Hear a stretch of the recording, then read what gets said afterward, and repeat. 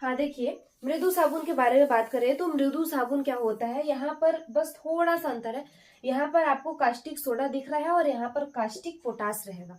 ठीक है, तो मृदु साबुन कैसे बनता है, जिसका यूज हम लोग नहाने के लिए करते हैं, और ये बनता है कास्टिक पोटास से। यानी कास्टिक पोटास का उपयोग करके मृदु साबुन बनाए जाते हैं, जिसका उपयोग हम लोग नहाने के लिए करते हैं। सो यहाँ पर मैं नोट डाउन भी करवाऊंगी।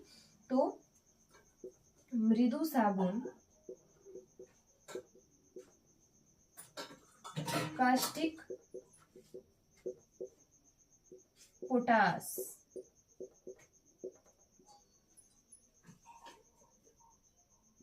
का उपयोग करके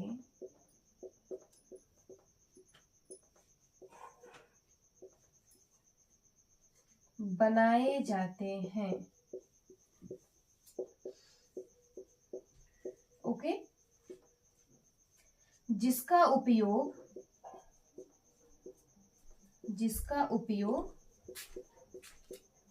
नहाने के लिए किया जाता है। सिंपल। अब आपको याद हो जाना चाहिए, हम ये यहाँ पर लिखवाने से ही आपको याद हो जाना चाहिए। ठीक है, सिंपल बता रही हूँ। यहाँ पे अगर आपको नीचे नहीं दिख रहा है तो यहाँ पर नीचे क्या लिखा है हमने, यहाँ पर देख लीजिए, मृदु साबुन कास्टिक पोटास का उपयोग करके बनाया जाता है, जिसका उपयोग नहाने के लिए किया जाता है। सिंपल। ठीक है, इतना तो आप लोग नोट डाउन कर सकते हो।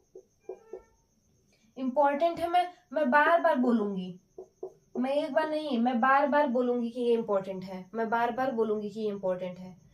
हम जितना भी चीजें हम जो भी पढ़ा रहे हैं, अगर हम उसे बोल दें कि इम्पोर्टेंट है तो आप लोग हल्के मत लेना, इम्पोर्टेंट है। ठीक है, क्योंकि ऐसा होता है ना कि एग्जाम जब आ जाता है तो बहुत सारे स्टूडेंट मैसेज करते हैं कि मैम इम्पोर्टेंट ना क्वेश्चन बता दीजिए कि कहाँ से पूछ सकता है, कहाँ से नहीं। मैं वो काम नहीं करूंगी। हाँ, एग्जाम आते ही मैं आपको बत्ती लगा दूंगी कि ये पढ़ लेना आप लोग। ठीक है, लेकिन मैं ये काम पहले ही करती हूँ। मैं अगर वो टॉपिक पढ़ा रही हूँ तो मैं उस टॉपिक के हिसाब से मैं आपको बता दूंगी कि ये इम्पोर्टेंट है।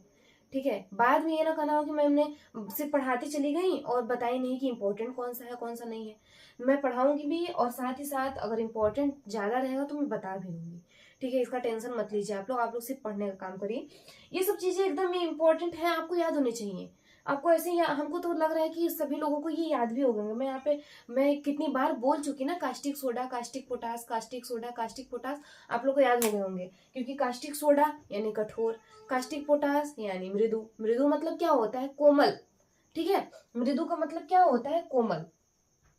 ठीक, तो यहाँ पर ये पहले आप लोग लिख लो, फिर उसके बाद कल की क्लास में हम लोग पारदर्शिता साबुन और कार्बोलिक साबुन के बारे में पढ़ेंगे। सो इतना ही रहने देते हैं, आज ये लिख लो और याद कर लो। सो आज की क्लास सिर्फ इतना तक, मिलते हैं नेक्स्ट क्लास में। अब तक लिए ओके बाय, टेक केयर। आप लोग पढ़ते रहो, रिविजन करते रहो। Okay bye.